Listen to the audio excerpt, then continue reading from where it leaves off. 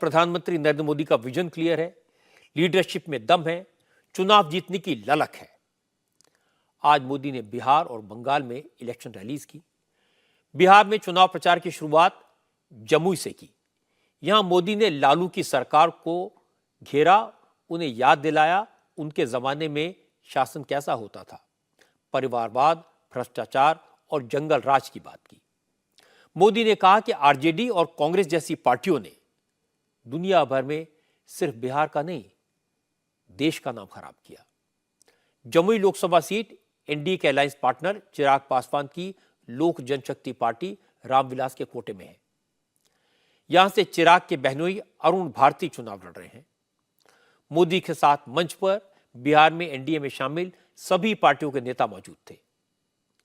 मुख्यमंत्री नीतीश कुमार और दोनों डिप्टी चीफ मिनिस्टर साथ साथ थे। चिराग पासवान और उपेंद्र कुशवाहा के अलावा पशुपति पारस भी रैली में शामिल हुए, स्टेज पर दिखाई दिए। चिराग पासवान ने मंच पर नीतीश कुमार के पैर छूकर सार्वजनिक तौर पर पुरानी कड़वाहट को भुलाने का मैसेज दिया। मोदी ने भी भाषण की शुरुआत में सबसे पहले स्वर्गीय रामविलास पासवान का जिक्र किया।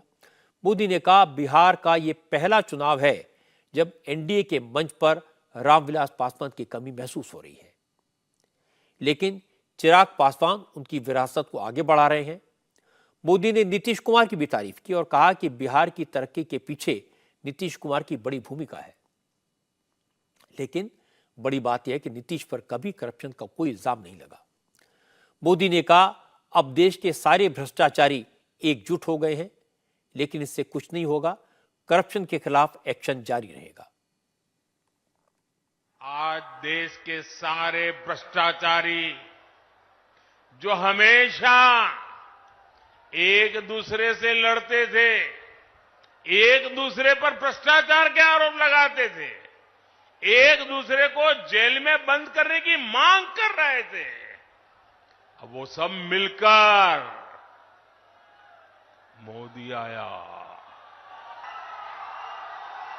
भ्रष्टाचारी कान खोल करके सुन ले, ये मोदी नहीं आया, 140 करोड़ देशवासियों का भ्रष्टाचारियों के प्रति गुस्सा निकल करके आया है। और इसलिए ये मोदी के खिलाफ अनाप शनाप पता नहीं क्या क्या बोलते हैं।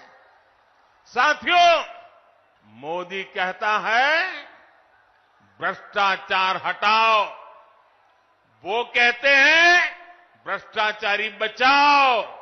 ये कौन लोग हैं जो भ्रष्टाचार के खिलाफ इतनी बड़ी लड़ाई का विरोध कर रहे हैं?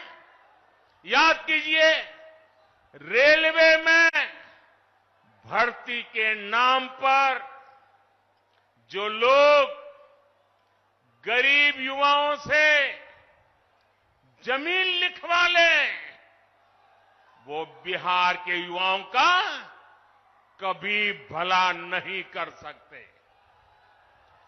रेल मंत्री हमारे नीतीश बाबू भी थे, आज तक कोई शिकायत नहीं आई नीतीश बाबू के खिलाफ। और इन लोगों ने गरीबों की जमीन छीन ली। इसके बाद प्रधानमंत्री मोदी ने एनडीए और इंडिया अलायंस का कंपैरिजन किया। मोदी ने कहा, जो जंगल राज को भूल चुके हैं वो एक बार फिर उस वक्त को याद कर लें। मोदी ने कहा, जो लोग बिहार को लालटेन युग में ले जाना चाहते हैं, जो अपहरण को उद्योग बनाने के मास्टर हैं, जो राम मंदिर के विरोधी हैं, उन्हें पहचानना और उनसे दूर रहना जरूरी है।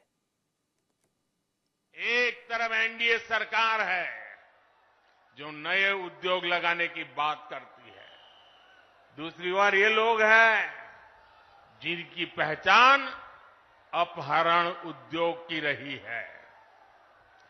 एक तरफ एनडीए सरकार है जो सोलर पावर और एलईडी लाइट की बात करती है, दूसरी ओर एक गठबंधन गठबंधन वाले लोग बिहार को लालटेन युग में रखना चाहते हैं। हम नीतीश जी के सहयोग से बिहार में हाईवे और एक्सप्रेसवे बना रहे हैं, जबकि आरजेडी ने बिहार को गड्ढे और खाई में धकेल दिया था। हम महिलाओं को सुरक्षा की गारंटी देते हैं, बेटियों को नए अवसर देते हैं, जबकि आरजेडी के लोग जंगल राज में बेटियों को सड़कों से उठा लिया जाता था।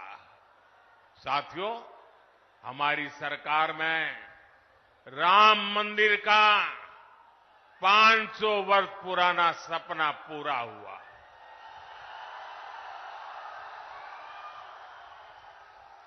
जबकि यही आरजेडी कांग्रेस ने राम मंदिर ना बने इसके लिए पूरी ताकत लगा दी थी।